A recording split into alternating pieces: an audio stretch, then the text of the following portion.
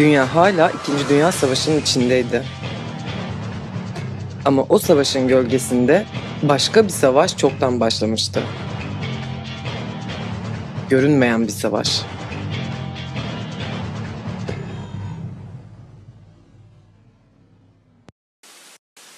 Temmuz ayında Amerika'nın New Hampshire eyaletinde sessiz, küçük bir dağ kasabası, Bretton Woods. 44 ülkenin temsilcisi burada toplandı. Görünürde amaç savaş sonrası yeniden inşayı planlamaktı. Ama gerçekte dünyanın ekonomik anayasası yazılıyordu. Masada iki kişi öne çıkıyordu. Bir yanda İngiltere'nin ekonomisti John Maynard Keynes, diğer yanda Amerika hazinesinin güçlü ismi Harry Dexter White. Keynes Avrupa'nın sesi gibiydi. İkinci Dünya Savaşı'nda harap olmuş kıtanın yeniden ayağa kalkması için adil bir sistem istiyordu. Tüm ülkelerin eşit söz hakkına sahip olacağı bir uluslararası para birimi önerdi. Bankor.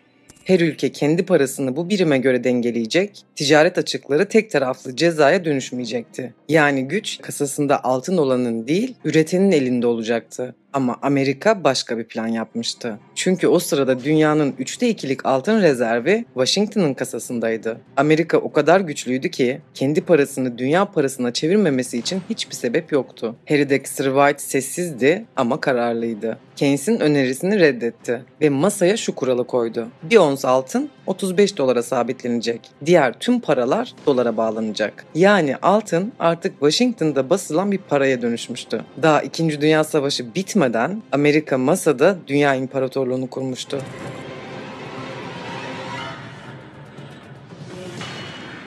Konferansın sonunda iki yeni kurum doğdu. Birincisi Uluslararası Para Fonu yani IMF. Görevi ülkeler kriz yaşadığında kısa vadeli kredi vermekti. Ama bu krediler koşulsuz değildi. Para alan ülkeler bütçelerini daraltmak, kamu harcamalarını kısmak ve ekonomilerini Amerikan modeline uygun hale getirmek zorundaydı. İkincisi Dünya Bankası'ydı. Savaşta yıkılmış ülkelerin yeniden inşasını finanse edecekti. Ancak bu fonların kaynağı Amerikan bankacılığı sistemiydi. Yani her kredi Washington'dan onay alarak dağıtılıyordu. Bu kurumlar kağıt üzerinde uluslararasıydı ama fiilen Amerikan denetimindeydi. Bretton Woods'ta atılan imzalar ekonomiyi paradan çok itaat ilişkisine dönüştürdü. O gün küçük bir otel salonunda yeni bir çağın temeli atıldı. Dolar çağı.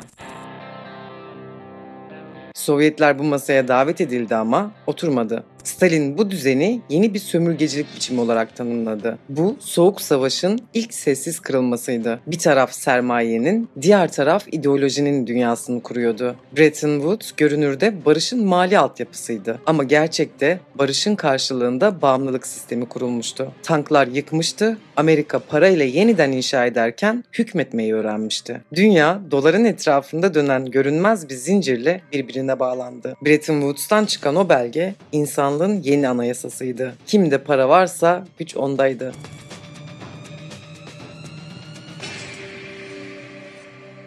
Amerika aynı anda iki imparatorluk inşa ediyordu. Biri finansın, diğeri gücün imparatorluğu. Yeni çağda parayı korumak için askeri güce, gücü sürdürebilmek içinse korkuya ihtiyaç vardı. 1945'in baharında Başkan Roosevelt'in ölümünün ardından görevi Harry Truman devraldı. Truman başkanlık koltuğuna oturduğunda önüne kalın gizli bir dosya bırakıldı. Üzerinde tek bir başlık yazıyordu: Manhattan Project.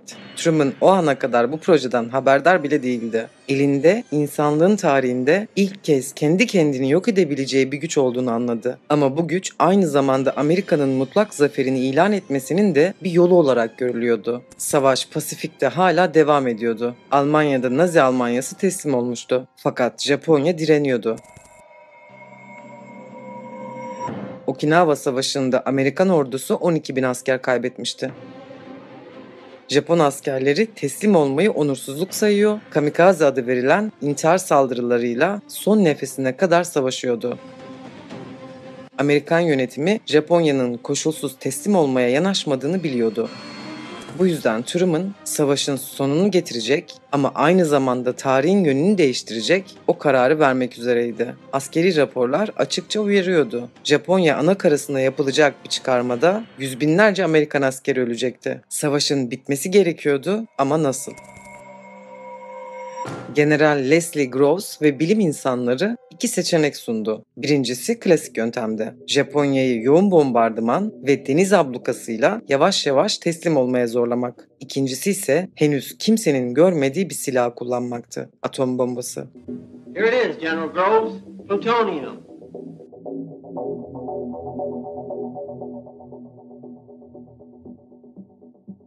Temmuz 1945, Potsdam, Berlin yakınlarında savaşın galipleri, savaş sonrası dünyanın haritasını çizmek için bir araya geldi.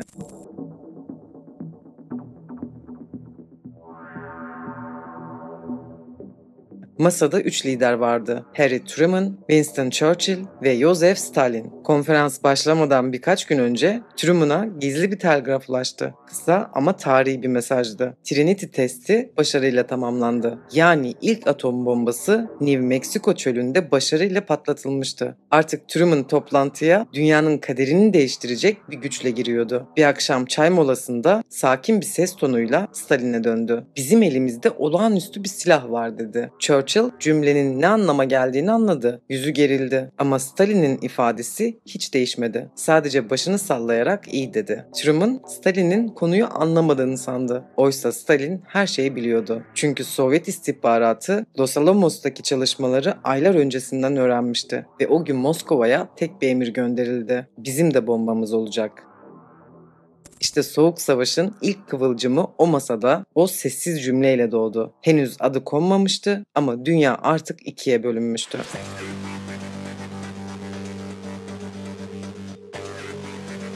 6 Ağustos 1945.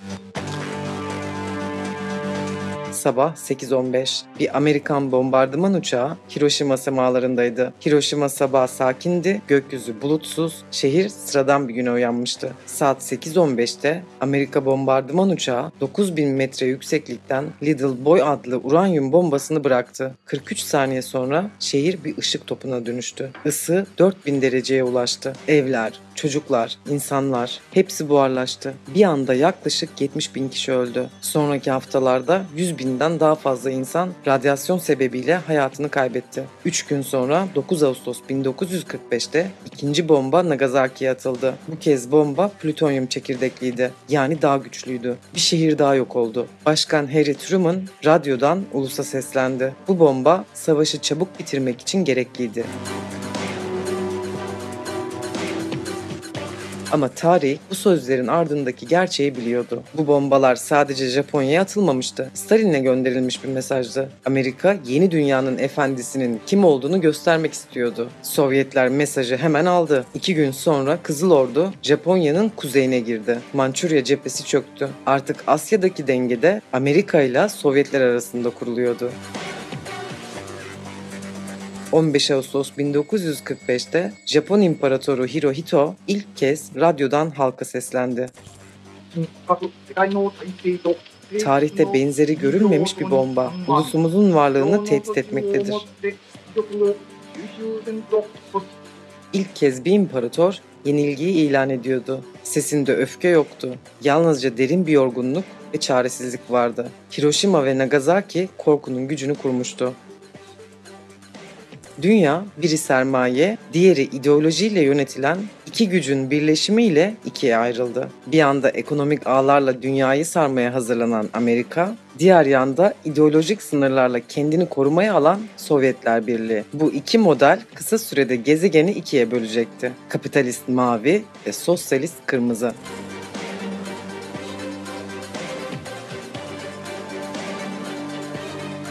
1946'da eski İngiltere Başkanı Winston Churchill, Amerika'nın Missouri eyaletinde yaptığı bir konuşmada tarihe geçecek o cümleyi kurdu. Avrupa'nın üzerine bir demir perde inmiştir. Bu sadece bir metafor değildi. Gerçekten de Avrupa ikiye bölünüyordu. Batı'da Amerika'nın koruması altındaki liberal pazar ekonomisi, Doğu'da Sovyetlerin denetiminde planlı bir düzen yükseliyordu. Arada kalan ülkeler için tarafsızlık artık bir seçenek değildi. Herkes bir kamp seçmek zorundaydı. Amerika savaşın ardından ordularını terhis etmişti. Ancak elinde hala dev bir sanayi makinesi vardı. Tank üretimini bırakıp buzdolabı, otomobil, çamaşır makinesi üretmek istiyordu. Ama bunun için yeni pazarlara ihtiyacı vardı. Yıkılmış Kurulmuş Avrupa hem müşteri hem de ideolojik vitrin olabilirdi. Çünkü Amerikan refahı aynı zamanda kapitalizmin reklamıydı. Tam bu sırada Sovyetler Doğu Avrupa'daki etkisini genişletiyordu. Polonya, Romanya, Bulgaristan, Macaristan.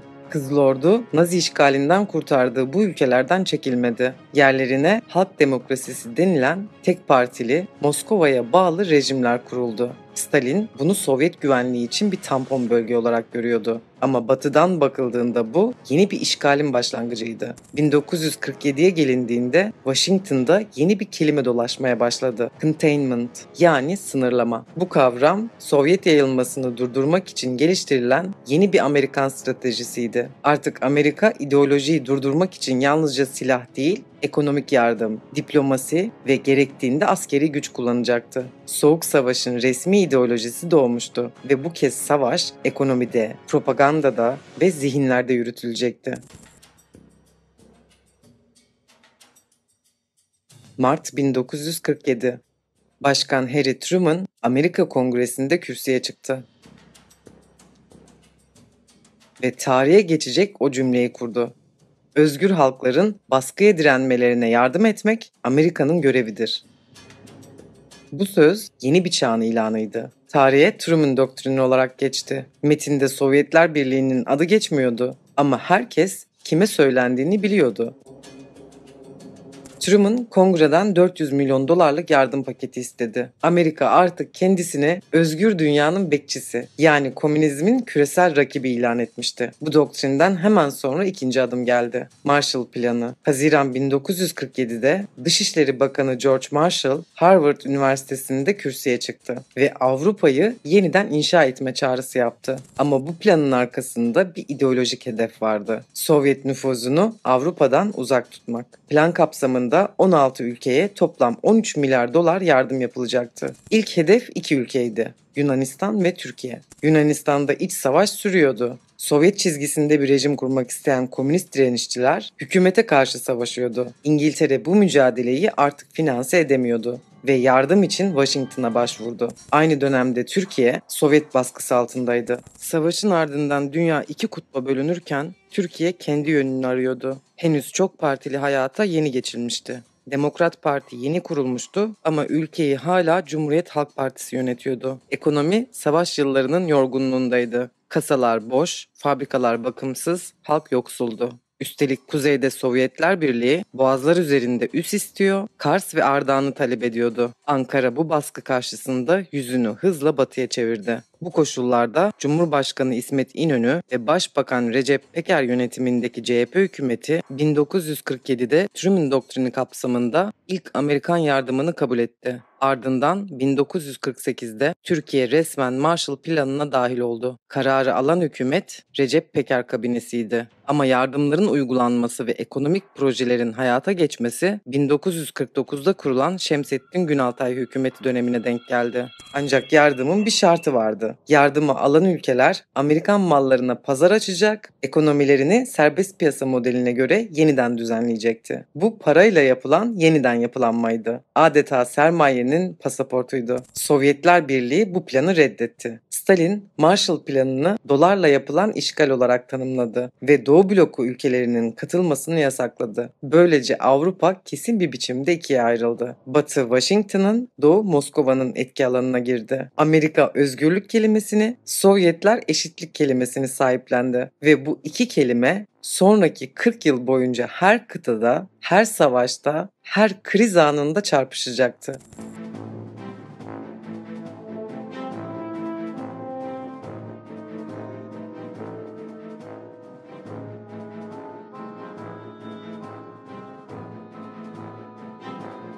Almanya 2. Dünya Savaşı sona erdiğinde haritadan silinmiş gibiydi. Nazi rejimi çökmüş, şehirler enkaz haline gelmişti. Müttefikler ülkenin geleceğini belirlemek için Almanya'yı 4 ayrı işgal bölgesine ayırdı. Amerika, İngiltere, Fransa ve Sovyetler Birliği kendi ordularının bulunduğu bölgelerde denetim kurdu. Ama en karmaşık yer Berlin'di. Berlin coğrafi olarak tamamen Sovyet bölgesinin ortasında kalıyordu. Ama şehir dört güç tarafından ortak yönetiliyordu. Bu durum başta geçici bir çözüm gibi görünüyordu. Fakat kısa süre içinde dört ordunun temsil ettiği iki dünya görüşü aynı şehirde yan yana yaşayamaz hale geldi. Batı Berlin'de Amerikan yardımlarıyla hayat yeniden canlanıyordu. Marshall Planı'nın desteğiyle dükkanlar açılıyor, vitrinler doluyor, yeni bir tüketim ekonomisi doğuyordu. Batı'nın amacı özgürlüğün ve refahın vitrini olarak Berlin'i yaşatmak. Yani sosyalizmin gölgesinde bile kapitalizmin cazibesini göstermekti. Doğu Berlin'de ise bambaşka bir düzen kuruluyordu. Sovyetler tüm üretimi devletleştiriyor, fabrikaları kamu mülkiyetine geçiriyor, özel girişimi yasaklıyordu. Basın denetleniyor, siyasi örgütlenme yalnızca Komünist Parti çizgisinde mümkün olabiliyordu. Bir şehir iki sistemin laboratuvarına dönüşmüştü. Aynı sokakta biri özgürlük diyor, diğeri devrim diyordu ve bu iki kelime artık yan yana duramıyordu.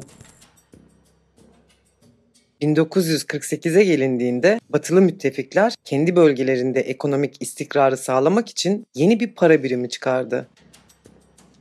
Deutsche Mark. Ama bu kararı Sovyetlere danışmadan aldılar. Bu Stalin için doğrudan bir provokasyondu. Batı'nın yeni para birimi Sovyetlerin Berlin üzerindeki kontrolünü aşındırıyordu. Moskova bunu Almanya'nın bölünmesinin resmi başlangıcı olarak gördü. 24 Haziran 1948 sabahı Stalin emir verdi. Berlin'e giden tüm kara ve demir yolları kapatılacaktı. Yakıt, gıda, tıbbi malzeme sevkiyatı durduruldu. 2 milyondan fazla insan bir anda dış dünyadan izole kaldı. Batı Berlin, Sovyet bölgesinin ortasında etrafı tamamen çevrili bir adaya dönüşmüştü. Truman için bu kriz Soğuk Savaş'ın ilk büyük sınavıydı. Amerika doğrudan askeri karşılık veremezdi. Çünkü tek bir tankın hareketi 3. Dünya Savaşı'nı başlatabilirdi. Bunun yerine olağanüstü bir plan hazırlandı. Berlin Hava Köprüsü. Müttefikler şehri havadan beslemeye başladı. Amerikan ve İngiliz uçakları her 3 dakikada bir Batı Berlin'e iniş yapıyordu. Kömür, un, süt, ilaç, yakıt, bir şehir tamamen gökyüzünden taşınan yardımlarla ayakta kalıyordu.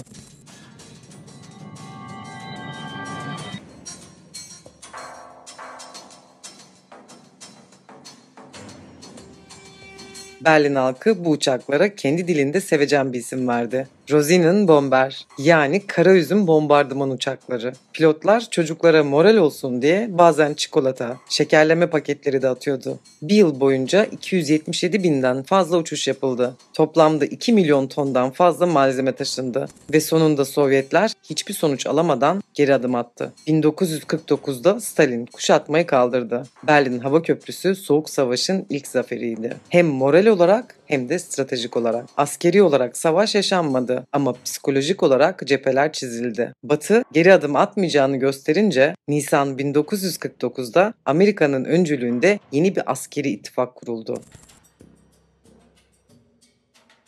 NATO.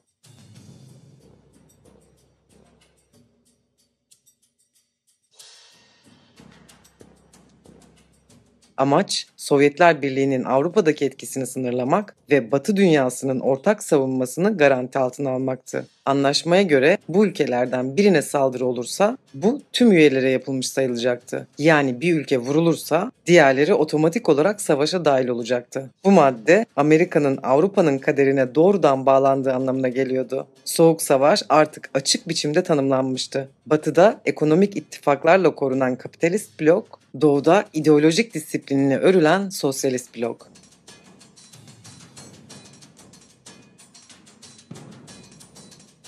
Bu arada 29 Ağustos 1949'da Sovyetler Birliği ilk atom bombasını patlattı. Deneme Kazakistan'daki Semipalatinsk çölünde yapıldı. Kod adı ilk şimşekti. Amerika artık nükleer alanda yalnız değildi. Dünyanın iki süper gücü aynı yıkım gücüne ulaşmıştı. Bu andan itibaren dünya yeni bir matematiğe teslim oldu. Karşılıklı garantili imha doktrini. Mantığı basitti ama dehşet vericiydi. Eğer savaş başlarsa kimse kazanamayacaktı. Çünkü herkes ölecekti. Yani barışı sağlayan şey uzlaşma değil, korkuydu. 1949 yılı tüm Doğu'nun sesinin değiştiği bir yıldı. Yüzyıllar boyunca imparatorlukların, savaş beylerinin ve yabancı işgallerin hakimiyetinde yaşamış Çin, sonunda kendi kaderini eline aldı. Mao Zedong önderliğindeki Çin Komünist Partisi, milliyetçi güçleri yenilgiye uğratarak 1 Ekim 1949'da Pekin'de Çin Halk Cumhuriyeti'ni ilan etti.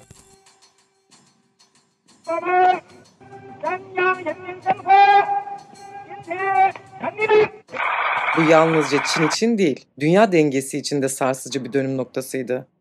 Çünkü artık dünyanın en kalabalık ülkesi Batı değil, Sovyet çizgisinde bir ideolojik eksen seçmişti. Washington'da korku kelimesi artık resmi bir politika haline gelmişti. Gazeteler kızıl domino başlıkları atıyor, siyasetçiler komünizmin Asya'dan Pasifik'e, oradan Avrupa'ya yayılacağını söylüyordu. Bu, Soğuk Savaş'ın doğrudan yanmaya başladığı anı simgeliyordu. 1950 baharı. Dünya yeni bir savaşa uyanıyordu. Bu kez top sesleri Avrupa'dan değil, Asya'dan geliyordu.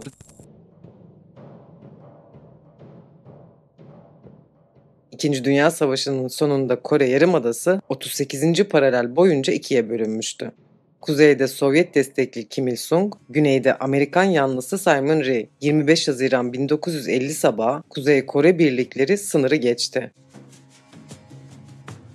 Başkan Truman derhal Birleşmiş Milletler Güvenlik Konseyi'ni topladı. O gün Sovyet delegesi Çin Halk Cumhuriyeti'nin tanınmaması sebebiyle toplantıyı boykot etmişti. Aslında katılsaydı kararı veto edecekti. Bu tarihsel tesadüf müdahale kararının önünü açtı. Birleşmiş Milletler kolektif savunma ilkesiyle Güney Kore'ye asker gönderme yetkisi verdi ve bu doğrultuda bir çağrı yaptı. Bu çağrıya yanıt veren ülkelerden biri de Türkiye oldu. Yeni seçilmiş Demokrat Parti iktidarı Batı İttifakı'na katılmak için fırsat arıyordu. Başbakan Adnan Menderes hükümeti meclise danışmadan ama Cumhurbaşkanı Celal Bayar'ın onayıyla 25 Temmuz 1950'de Kore'ye asker gönderme kararını açıkladı. Türkiye NATO kapısını açmak istiyorsa Batı'nın yanında saf tutmalıydı. Ekim 1950'de General Tahsin Yazıcı komutasındaki Türk Tugayı Kore'ye ulaştı. Kasım ayında başlayan Kunuri Muharebesi savaşın kaderini belirledi. Çin ordusu büyük taarruz başlatmış, Birleşmiş Milletler kuvvetleri kuşatılmak üzereydi. Türk Tugayı kendisine verilen geri hat savunma görevini bırakmadı.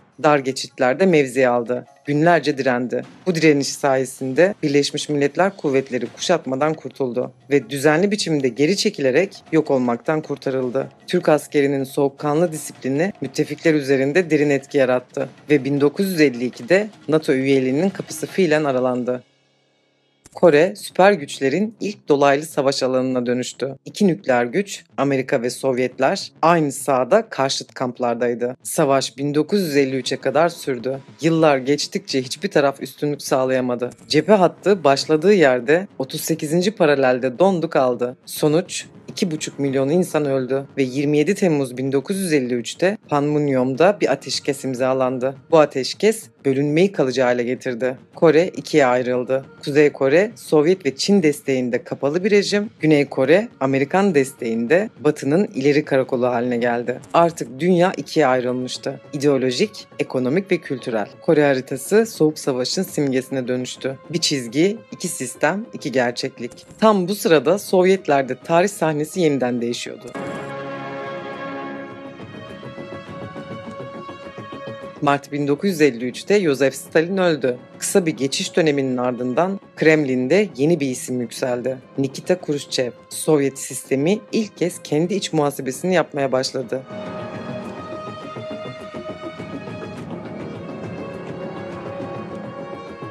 Yeni lider, Stalin'in kurduğu korku rejimini tamamen yıkmasa da farklı bir yön arayışına girdi. Sovyetler ideolojik savaşı yarışarak var olma stratejisine çevirdi. Bu, Soğuk Savaş'ın karakterini belirleyen kırılma anıydı. Tankların yerini teknoloji, mermilerin yerini propaganda, orduların yerini bilim insanları alacaktı. 1955'te Sovyetler kendi karşı hamlesini yaptı. Moskova önderliğinde Varşova Paktı kuruldu. Bu, NATO'nun doğuya karşı kurduğu dengeye verilen doğrudan yanıttı. Artık dünya iki ayrı bloktu. Biri Washington'ın çevresinde birleşmiş kapitalist ülkeler, diğeri Moskova'nın yönetiminde sıkı bir sosyalist zincir.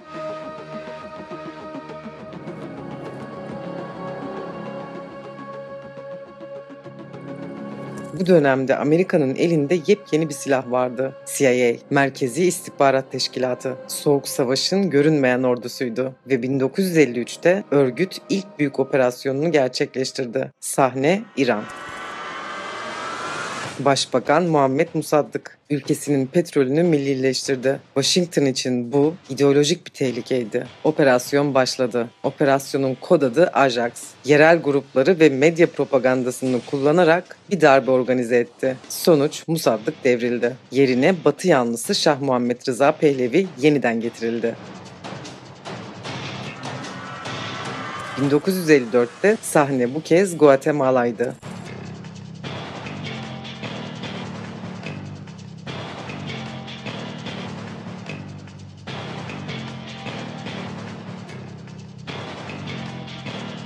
Başkan Jacobo Arbenz ülkesinde toprak reformu yapmaya girişmişti. Ama bu reform Amerika'nın tarım tekellerinin çıkarlarını tehdit ediyordu. CIA devreye girdi. Gizli bir operasyonla Arbenz'i devirdi. Resmi gerekçe komünizm tehdidiydi. Ama perde arkasındaki gerçek yine sermaye ve çıkar dengesiydi.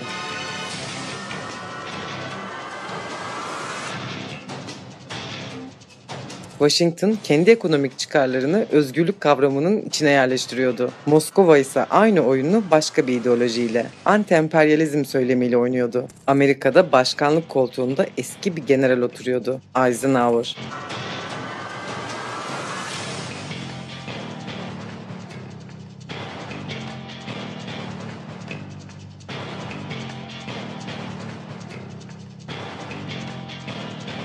Eisenhower bu yeni çağın yapısını tarif etmek için tarihi bir kavram ortaya attı. Askeri endüstriyel kompleks. Bu terim devlet, sanayi ve ordunun birbiriyle karıştığı yeni bir sistemi anlatıyordu. Savaş hem korku hem de kazanç üretmeye başlamıştı. Tam bu sırada Sovyet laboratuvarlarında görünmeyen bir yarış sürüyordu. Sovyetler bilimi ideolojik bir silaha dönüştürüyordu ve sonra insanlık tarihinin yönünü değiştiren o sabah geldi.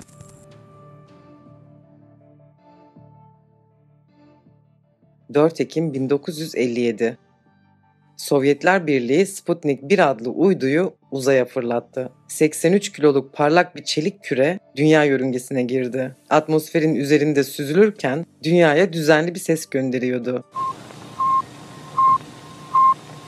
O bip bip sesi Batı için bir siren gibiydi. Çünkü artık Sovyetler gökyüzüne de hükmedebiliyordu ve gökyüzüne ulaşabilen bir ülke kıtalar arası füze de fırlatabilirdi. Amerika şoktaydı. Gazeteler ertesi sabah aynı manşeti attı. Uzayda geri kaldık. Kongre olağanüstü toplandı. Başkan Eisenhower ulusal seferberlik ilan etti. Bilimde, eğitimde, teknolojide yeni bir dönem başlayacaktı. NASA, Amerikan Uzay Ajansı. Artık savaşın yeni cephesi gökyüzüydü. Sputnik, Amerika'nın yenilmezlik imajına saplanan ilk psikolojik darbeydi. 1949'da Mao Zedong, Çin Halk Cumhuriyeti'ni ilan ettiğinde Moskova bu zaferi kendi ideolojisinin genişlemesi olarak gördü. Stalin Çin'e askeri yardım ve teknoloji transferi teklif etti. Tek şartı sadakatti. Kardeşlik söylemi çatlak bir zemine basıyordu. Stalin Çin'i denetlenmesi gereken küçük kardeş olarak görüyordu. Mao ise Asya devrimlerinin önderi olma iddiasındaydı. Stalin'in ölümünden sonra gerilim açığa çıktı. 1956'da Sovyet Komünist Partisi'nin 20. Kongresinde Kruşçev, Stalin'in hatalarını ve kişilik kültünü eleştirdi. Mao bu eleştirileri devrime ihanet saydı. Kruşçev Batı ile yumuşamaya yöneldi. Bu farklılık kısa sürede diplomatik krize dönüştü. Sovyet uzmanlar Çin'den çekildi. Ortak nükleer programlar iptal edildi. 1960'a gelindiğinde iki ülke resmen ayrıştı. Doğu bloku tek bir bütün olmaktan çıktı. Bu kırılma Soğuk Savaş'ın dengesini temelden sarstı.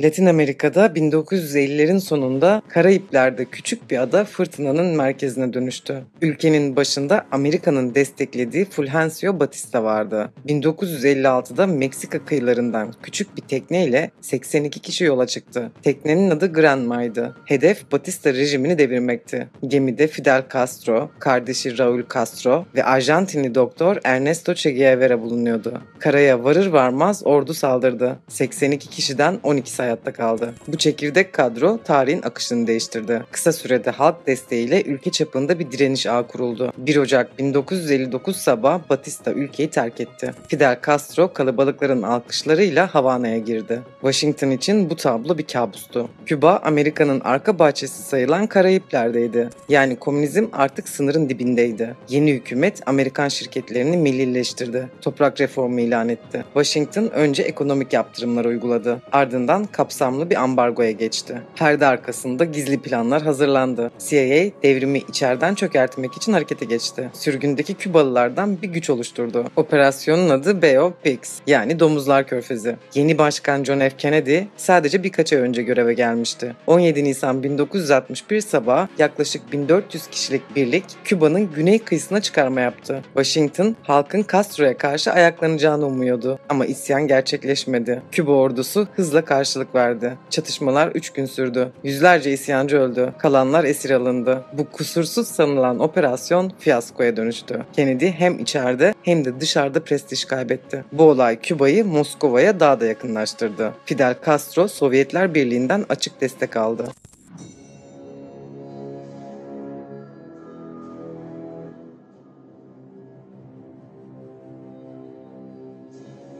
Aynı yaz dünya gözünü Avrupa'ya çevirdi. 1950'lerin sonunda yüz binlerce Doğu Alman Batı Berlin üzerinden Batı Almanya'ya geçiyordu. Günlük ortalama 2000 kişi sınırı aşıyordu. Bu akış Doğu bloku için felaketti. En nitelikli iş gücü elden gidiyordu. 13 Ağustos 1961 gecesi Doğu Berlin'de tel örgüler çekildi. Şehir bir gecede ikiye bölündü. Daha sonra o tel örgüler betona dönüştü. Berlin bir betonla ikiye bölündü. Artık Berlin'in ortasında yeni bir gerçeklik vardı. Berlin Duvarı. Kremlin bunu kaçışı durdurma hamlesi olarak sundu. Batı ise özgürlüğün hapsedilmesi dedi. Başkan Kennedy duvarı yıkmadı. Onu Batı propagandasının sembolüne çevirdi. Haziran 1963'te Berlin'i ziyaret etti ve "Ben bir Berlinliyim" sözünü kalabalıkların önünde söyledi. Gelelim 1962'deki Küba füze krizine. Ekim 1962'de dünya en tehlikeli 13 gününü yaşadı. Amerika, Küba'ya Sovyet füzelerinin yerleştirildiğini uydu görüntüleriyle tespit etti. Bu doğrudan Amerikan topraklarına yönelen nükleer tehditti. Başkan Kennedy, Küba çevresinde deniz ablukasını ilan etti. Sovyet gemileri ablukayı delerse savaş ihtimali yüksekti. İki süper güç nükleer savaş eşiğine kadar yaklaştı. Sonunda Kruşçev füzeleri geri çekmeyi kabul etti. Karşılığında Amerika, Küba'yı işgal etmeme taahhüdü verdi ve Türkiye'deki Jüpiter füzelerini sökmeyi kabul etti. Bu anlaşma tamamen gizli yapıldı. Türkiye bile bu pazarlığı daha sonra öğrendi. Kriz sona erdi. Bütün dünya 13 gün boyunca nefesini tutarak bu süreci takip etti. O 13 gün insanlığın ne kadar ince bir çizgide durduğunu gösterdi. Bir telsiz hatası ya da yanlış bir tercüme büyük bir felaket doğurabilirdi. Bu krizden hemen sonra iki başkent aynı konuda anlaştı. İletişim kopukluğu tekrar etmemeliydi. Böylece Washington-Moskova direkt iletişim hattı kuruldu. Kırmızı Hat. Kırmızı Hat, korkunun içinden doğan bir emniyet valfiydi. Güven olmasa da doğrudan konuşma zorunluydu. Küba krizinin anlaşma şartları kamuoyundan gizlendiği için Küba krizinden sonra Amerika kazanan gibi görünüyordu. Bu kez de gölge kısa sürede Asya'ya düştü. Hedef Vietnam'da. Yarım yüzyıllık Fransız sömürgesinden sonra ikiye bölünmüş bir ülke. Kuzeyde Sovyetler ve Çin'in desteklediği Ho Chi Minh yönetimi vardı. Güneyde Amerika'nın desteklediği Ngo Dinh Diem hükümeti. Amerika için mesele Vietnam'la sınırlı değildi. Asıl amaç Çin ve Sovyet etkisini sınırlamaktı. 22 Kasım 1963'te Dallas'ta Başkan John F. Kennedy suikaste uğradı. Korku artık içerideydi.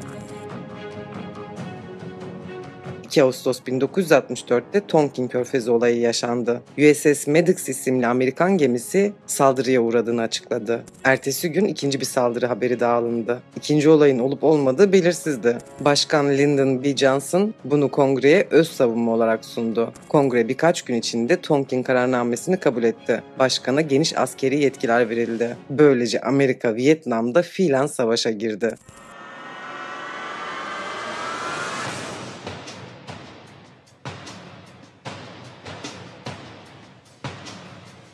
Vietnam ormanlarında düşman görünmezdi. Geleneksel taktikler işlemedi. Hava gücü devreye sokuldu.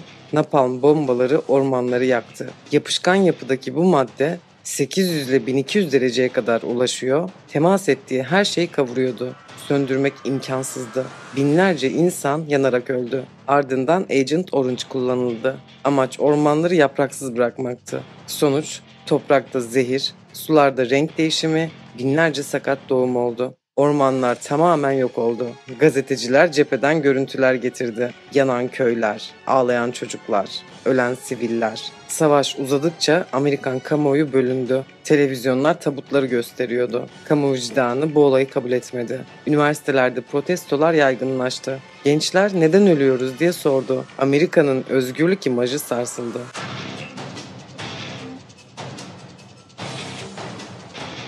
John F. Kennedy 1961'de yaptığı ünlü konuşmasında bir söz verdi. Bu 10 yıl bitmeden insanı Ay'a gönderecek ve sağ salim geri getireceğiz dedi. Vietnam'da kaybedilen inanç Ay'da geri alınacaktı.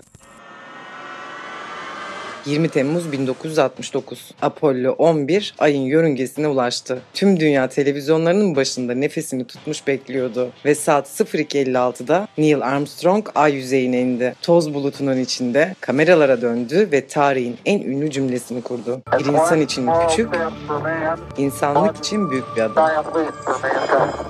Amerika Sputnik'in gölgesinden çıkmıştı. Yıpranmış ulusal gururu yeniden ayağa kalkmış, teknolojik gücünü hem halka hem rakiplerine göstermişti. Yani bilim, rekabet için seferber edilmişti.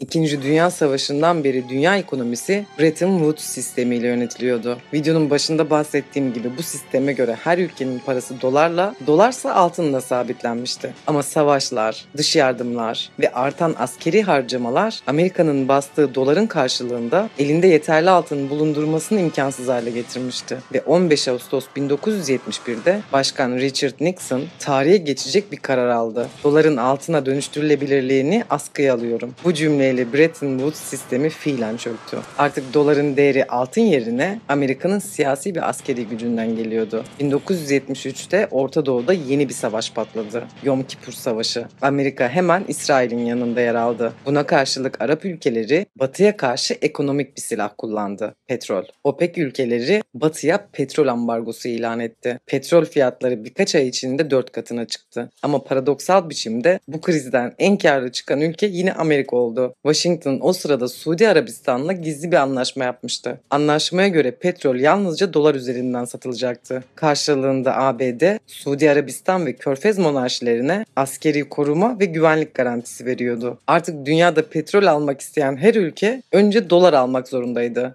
Dolar yeniden altın gibi evrensel bir değer kazanmıştı. Bu düzene kimse resmi bir isim vermedi ama işleyişi belliydi. Petrodolar sistemi. Böylece dolar bir para olmaktan çıktı ve bir imparatorluk mekanizması haline geldi. Altının yerini güven, güvenin yerini ise Amerikan gücü almıştı.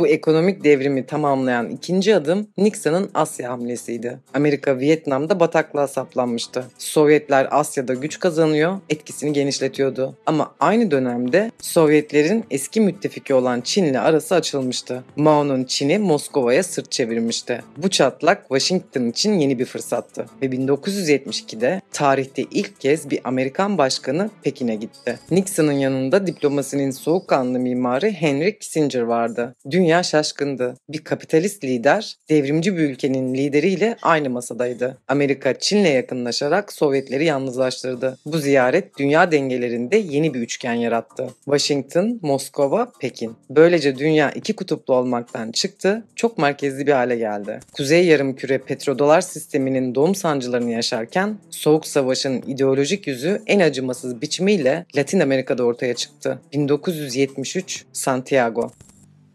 El presidente Frei Şili'de demokratik yollarla seçilmiş sosyalist devlet başkanı Salvador Allende, Amerikan şirketlerinin çıkarlarına dokunan reformlar yapıyordu. Washington için bu her zamanki gibi ideolojik bir tehlikeydi. CIA devreye girdi.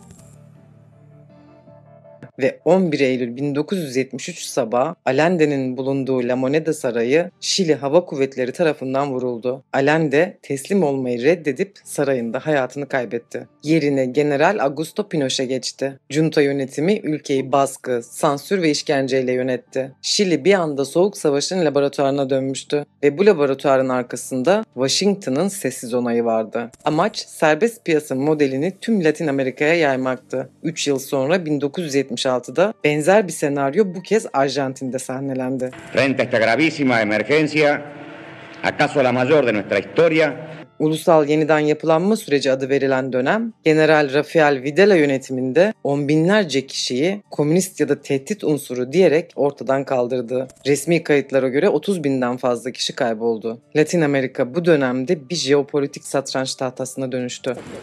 Kıbrıs'ta indirme ve çıkarma hareketi başlamış bulunuyor. 1970'lerin ortalarına gelindiğinde Türkiye artık sadece Soğuk Savaş'ın cephe ülkesi değildi. Dengeleri belirleyen bir bölgesel aktöre dönüşüyordu. 15 Temmuz 1974'te Kıbrıs'ta Yunanistan destekli bir darbe yapıldı. Hedef adayı Yunanistan'a bağlamaktı. Dönemin Başbakanı Bülent Ecevit, 20 Temmuz 1974 sabahı Türk ordusunun Kıbrıs Barış Harekatı'nı başlattığını duyurdu. Ada fiilen ikiye bölündü. Kuzeyde Türk, güneyde Rum yönetimi oluştu. Ama bu sonuç Washington'da büyük öfke yarattı. Çünkü iki NATO müttefiki birbirine karşı savaşmıştı. ABD bölgedeki denge politikasının sarsıldığını gördü.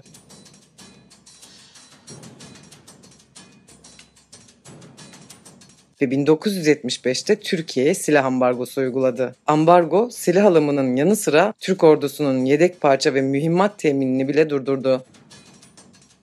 Kıbrıs Harekatı'nın ardından Bülent Ecevit hükümeti yalnızca 4 ay daha görevde kaldı. 17 Kasım 1974'te koalisyon ortağı Milli Selamet Partisi ile yaşanan anlaşmazlıklar nedeniyle başbakanlıktan istifa etti. Onun yerine 12 Mart 1975'te Süleyman Demirel'in başbakanlığında Adalet Partisi'nin öncülüğünde kurulan Dörtler Koalisyonu göreve geldi. Yeni hükümet, Amerika Birleşik Devletleri'nin Şubat 1975'te uygulamaya koyduğu silah ambargosuna karşılık olarak Türkiye topraklarındaki Amerikan üslerini kapatma kararı aldı. 26 Ağustos 1975'te alınan bu karar doğrultusunda üslerin kontrolü Türk Silahlı Kuvvetleri'ne devredildi. NATO kapsamında değerlendirilen İncirlik Üssü ise kapatılmadı. Yalnızca Türk Silahlı Kuvvetleri'nin denetimine alındı. Aynı yıllarda bölgenin öbür ucunda başka bir depremin sesi duyuluyordu. İran. Ülke Şah Muhammed Rıza Pehlevi yönetiminde Batı destekli bir modernleşme politikası izliyordu. Ocak 1979'da Şah ülkeyi terk etti. Hümeyni iktidara geldi. Dünya laik bir monarşinin birkaç haftada dini temelli bir rejime dönüştüğünü izliyordu. Amerika için bu tam anlamıyla bir jeopolitik felaketti. Çünkü Washington'ın Orta Doğu'daki en sadık müttefiki bir gecede düşmana dönüşmüştü. Ve aynı yıl Kasım 1979'da öğrenciler Tahran'daki ABD Büyükelçiliğini bastı. 52 diplomat rehin alındı. Rehine krizi tam 444 gün sürdü. Amerika adeta kendi kurduğu sistemin içinde rehin alınmıştı. Bu olay Soğuk Savaş'ın Orta Doğu cephesinin yeniden şekillenmesi demekti. 1979 yılı Soğuk Savaş tarihinin kırılma noktalarından biriydi. Bir yanda İran devrimi, Washington'ın Orta Doğu'daki düzenini alt üst etmişti. Diğer yanda Sovyetler Birliği, güvenlik kuşağını koruma bahanesiyle tarihin yönünü değiştirecek bir adım atıyordu.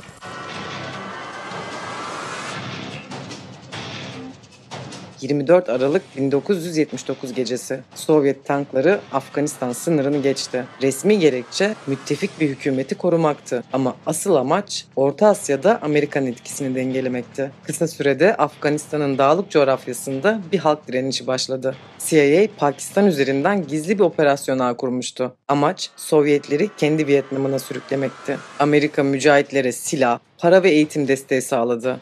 Sovyet ordusu Afganistan'da adım adım bataklığa saplandı. Bu savaş 10 yıl sürecek ve sonunda Sovyetler Birliği'nin kendi iç direncini de tüketecekti.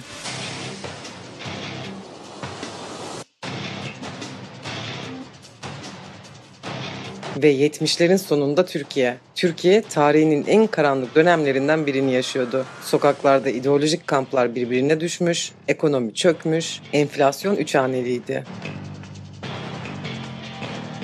Ve 12 Eylül 1980 sabahı radyolardan o cümle duyuldu. Silahlı kuvvetler yönetime el koymuştur.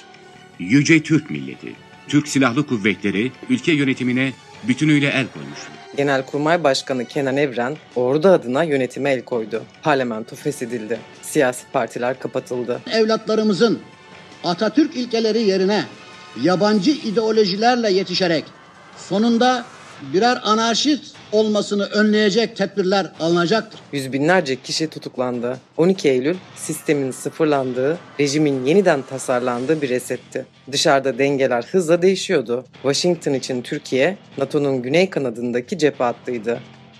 Bu bölgede istikrarsızlık kabul edilemezdi. Amerika'daki stratejistler o günlerde Türkiye için yeni bir kavram kullanıyordu. Model ülke, yani batıya sadık, liberal ekonomiye açık ama askeri kontrolle istikrarlı bir rejim örneği. Darbe siyaseti susturdu, ekonominin de yönünü değiştirdi. Çünkü o dönemde 24 Ocak 1980'de açıklanan ekonomik program hala yürürlükteydi. Bu programın mimarı eski Dünya Bankası uzmanı ve o sırada Başbakanlık Müsteşarı olan Turgut Özal'dı. Özal askeri yönetime ekonomik danışman olarak kaldı. Ordunun desteğiyle 24 Ocak kararlarını uygulamaya koydu. Bu kararlar Türkiye'yi planlı ekonomiden serbest piyasa sistemine geçirmek için hazırlanmıştı. Döviz serbestleştirilecek, devlet işletmeleri özelleştirilecek, ihracatı dayalı büyüme teşvik edilecekti. Askeri yönetim bu programı tamamen benimsedi. Türkiye, IMF ve Dünya Bankası programlarına dahil edildi. Kredi akışları Washington'ın onayına bağlandı. 12 Eylül sadece bir siyasi tasfiye değildi. Ekonomik bir yeniden yapılanma operasyonuydu. Ve bu dönüşümün sivil yüzü Turgut Özal'dı.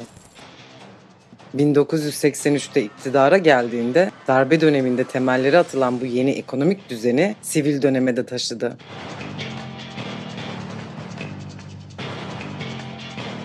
...1970'ler Amerika için bir travma 10 yılıydı. Vietnam yenilgisiyle başlayan güven kaybı, ülkenin en üst makamına kadar uzanan bir skandalla derinleşti. Watergate. 1972'de Washington'daki Watergate İş Merkezi'nde Demokrat Parti Genel Merkezi'ne gizlice giren 5 kişi yakalandı. Soruşturma bu kişilerin Başkan Richard Nixon'ın seçim kampanyasıyla bağlantılı olduğunu ortaya çıkardı. Olayın ardında iktidarın devlet kurumlarını muhalifleri izlemek için kullanması ve telefon dinlemeleri vardı. Araştırmalar skandalı adım adım ortaya çıkardı. 1974'te Nixon istifa etti. Amerika tarihinde görevden ayrılmak zorunda kalan ilk başkan olarak. Ülke bir anda liderlerine olan inancını, kurumlarına olan güvenini kaybetti. 1970'lerin sonunda Amerika, Vietnam'ın utancını, Watergate'in ahlaki çöküşünü ve ekonomik krizin ağırlığını aynı anda taşıyordu. Bu yorgun toplumun önüne 1980'de bir umut figürü çıktı. Ronald Reagan. Reagan ülkesine yeniden doğuş vaadiyle geldi. Yeni ekonomik programı tarihe Reaganomics adıyla geçti. Vergiler düşürüldü. Sendikalar zayıflatıldı. Devlet küçültüldü. Ama askeri harcamalar rekor seviyelere çıkarıldı. Artık Soğuk Savaş'ın stratejisi cephe savaşından çok yarışla yıpratmaydı. Amerika Sovyetleri ekonomik olarak yenmek istiyordu. 1983'te duyurulan Yıldız Savaşları projesi, resmi adıyla Stratejik Savunma Girişimi, bu stratejinin zirvesiydi. Uzaya lazer tabanlı bir füze kalkanı kurulacaktı. Teknik olarak imkansızdı ama psikolojik olarak muazzam bir etkisi oldu. Moskova projeye inandı ve Sovyet ekonomisi kendi silahlanma yarışının altında çökmeye başladı. Reagan'ın politikası savaşmadan kazanmaktı. Amerika dışarıda stratejik üstünlüğünü, içeride ise psikolojik onarımını arıyordu. Bir ulus yenilgiyi unutturacak yeni bir hikayeye ihtiyaç duyuyordu ve o hikaye Hollywood'da yazıldı. Amerika Vietnam Savaşı'nda kaybettiği itibarını Hollywood filmleriyle geri almaya çalışıyordu. Rambo, Top Gun gibi filmler ardı ardına vizyona giriyordu. Amerika Vietnam'da yenilmişti ama filmlerde yenilmez bir kahramandı. 1980'ler ekonomik modellerin savaşıydı.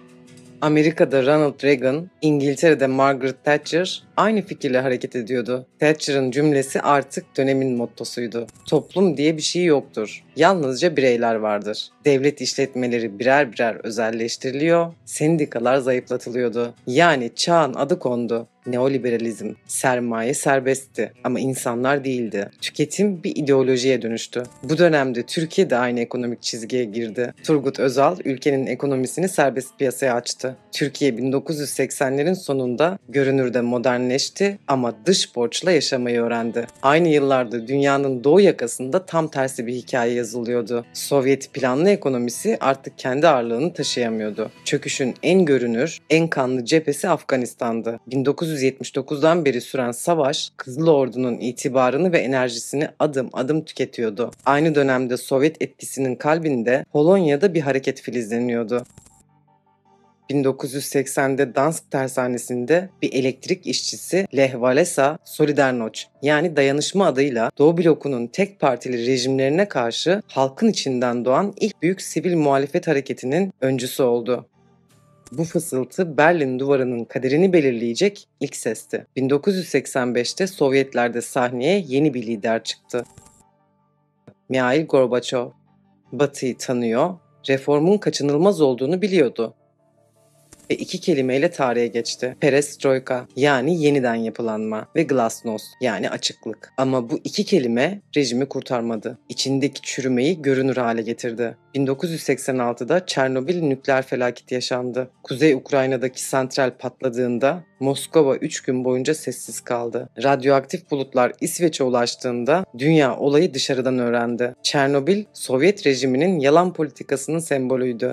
1989'da dünya artık eski kurallarla yönetilemez hale gelmişti. Televizyonlar her gün sınır kapılarından geçen kalabalıkları gösteriyordu. Doğu Berlin'den Prag'a, Varşova'dan Bükreş'e kadar milyonlarca insan aynı cümleyi kuruyordu. Yeter. Doğu Avrupa'daki sosyalist rejimler çözülmeye başladı. Polonya'daki Solidarność artık doğrudan iktidarla müzakere masasına oturuyordu. Ardından Macaristan geldi. 1989 baharında hükümet sınır kapılarını Avusturya'ya açtı. Bu demir perdenin ilk gediklerinden biriydi.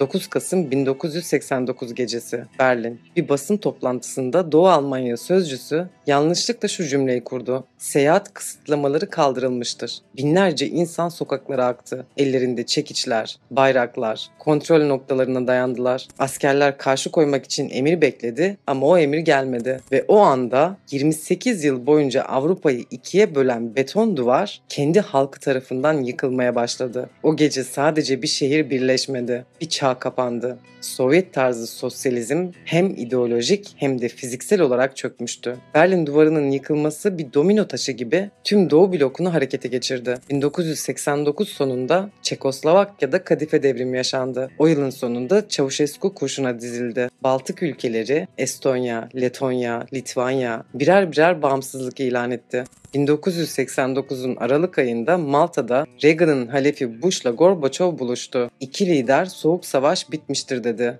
45 yıl süren görünmez savaş resmen tarihe karışmıştı. 1991 yazında Moskova'da sertlik yanlısı generaller Gorbaçov'un reformlarını durdurmak için darbe girişiminde bulundu. Ancak halk askeri yönetime karşı direndi. Rusya Federasyonu Başkanı Boris Yeltsin bu süreçte darbecilere karşı açıkça tavır aldı ve bu darbenin seyrini değiştirdi. Kısa sürede ordu içindeki birlikler bölündü. Darbe başarısız oldu. Aynı yılın sonunda Sovyetler Birliği'nin dağılma süreci durdurulamaz hale geldi ve 25 Aralık 1991 akşamı Mikhail Gorbaçov televizyondan yaptığı kısa bir açıklamayla görevinden istifa etti. Sözleri tarihe geçti. Sovyetler Birliği artık yok. O anda Kremlin'in tepesindeki kızıl bayrak indirildi. Yerine Rusya Federasyonu'nun 3 renkli bayrağı çekildi. Böylece Soğuk Savaş resmen sona erdi. Batı bunu tarihin sonu olarak kutladı. Liberal kapitalizm zaferini ilan etti. Amerika artık tek süper güçtü. NATO genişledi. Dolar küresel hakimiyetini pekiştirdi. Ama satranç devam ediyordu. Ve bu kez tahtada yeni taşlar vardı. Artık tanklar yerini pazar ekonomilerine, silahlar yerini kredi anlaşmalarına, propaganda yerini televizyon reklamlarına bırakacaktı. Dünya yeni bir düzene giriyordu. Soğuk Savaş bitmişti ama görünmez savaşlar henüz başlamamıştı. Peki görünmez savaş ne demekti? Soğuk Savaş'ın evrildiği bambaşka bir satranç tahtası yine dünyanın önündeydi. Bu da başka bir belgeselimizin konusu. Bu videoyu faydalı bulduysanız beğenmeyi, yorumlarınızı paylaşmayı ve videonun linkini çevrenize göndermeyi unutmayın. Şimdilik hoşça kalın.